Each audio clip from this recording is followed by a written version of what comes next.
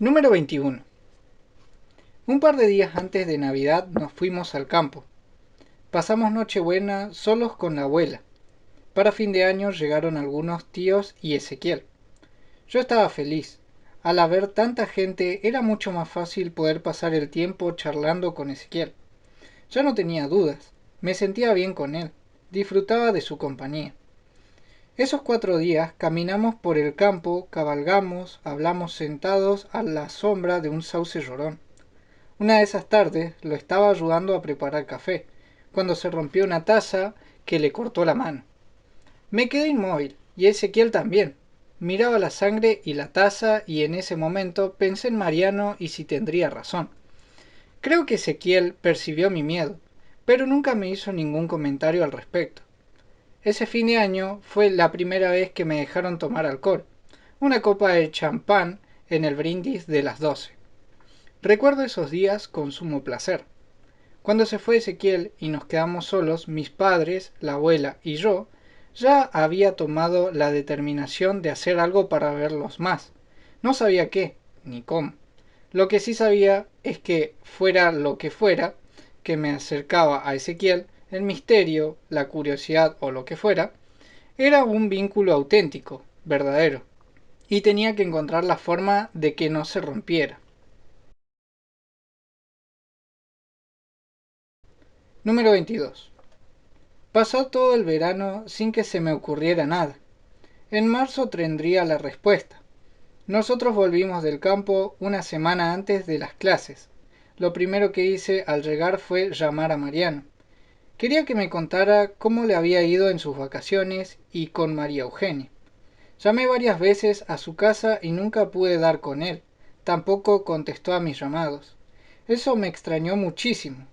Habitualmente, después del colegio, nos hablábamos por teléfono, rara vez no lo hacíamos. Y esa vez, que hacía 3 meses que no nos veíamos, no me contestaba.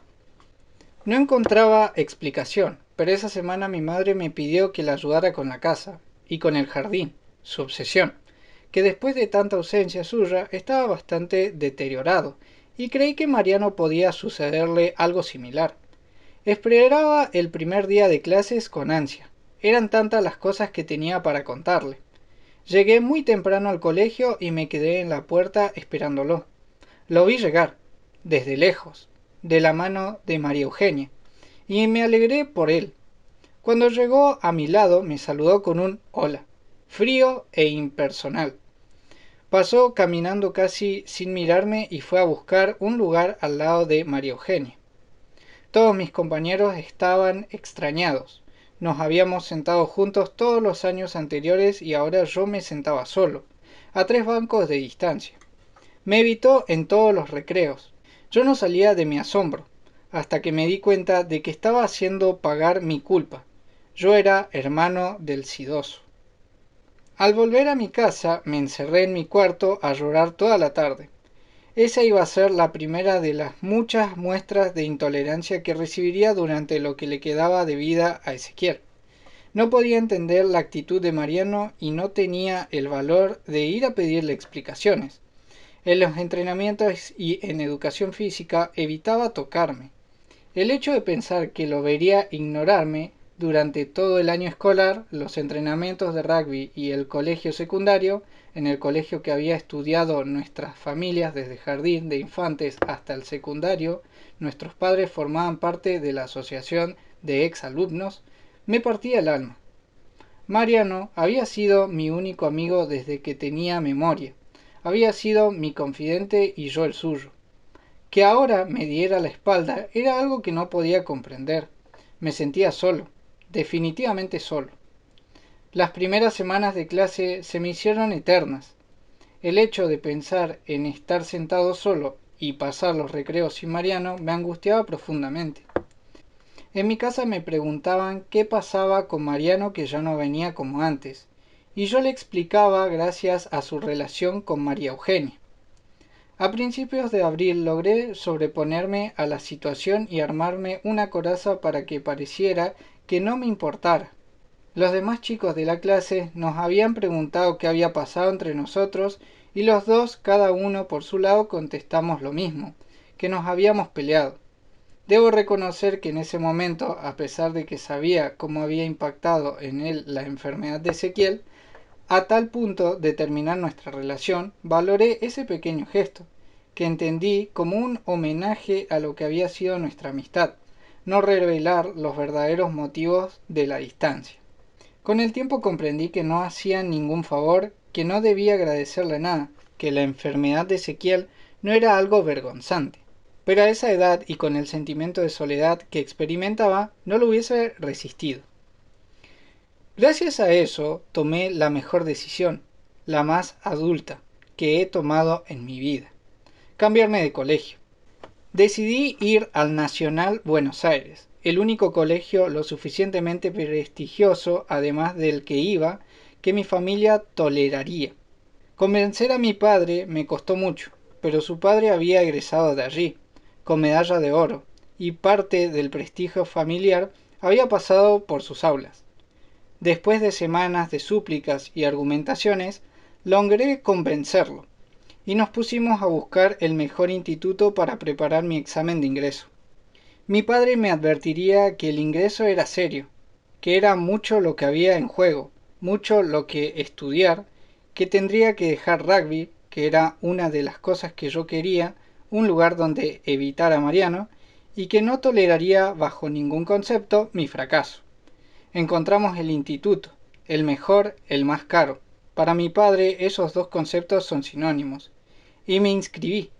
El instituto quedaba a 5 minutos de viaje de la casa de Ezequiel. Número 23.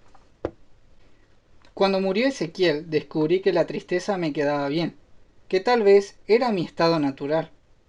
Comencé a usar ropa negra, a leer poetas malditos.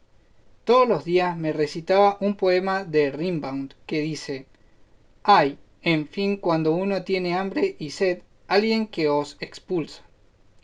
Mis compañeros de curso también tenían, por momentos, un aire triste o melancólico. Quizás la adolescencia sea en sí una etapa triste. El dolor de dejar atrás la niñez para convertirse en algo que ya somos, hombres, mujeres, solo virtualmente. Realmente no lo sé. Lo que sé es que la tristeza de ellos iba y venía. La mía parecía estar cosida a mis pies, como una carga de siglos sobre mi espalda. En las reuniones ellos reían y se divertían. Yo, en cambio, me quedaba parado en un rincón, con un aire perdido, como si no supiera cómo pasarla bien. La tristeza. Número 24. En mayo comenzó la preparación en el instituto. Asistía lunes, miércoles y viernes por la tarde. Dejé definitivamente el rugby y empecé a viajar solo y a disponer de más tiempo para mí. Mis padres, en especial mi padre, se deshicieron en recomendaciones. Si bien ya soñaban con mi egreso triunfal del Nacional Buenos Aires y yo aún no había ingresado, por otro lado no les gustaba nada esa libertad que tendría, ni la posibilidad de que anduviera por la calle. Al principio querían ir a buscarme a la salida, pero mi madre estaba haciendo uno de sus innumerables cursos.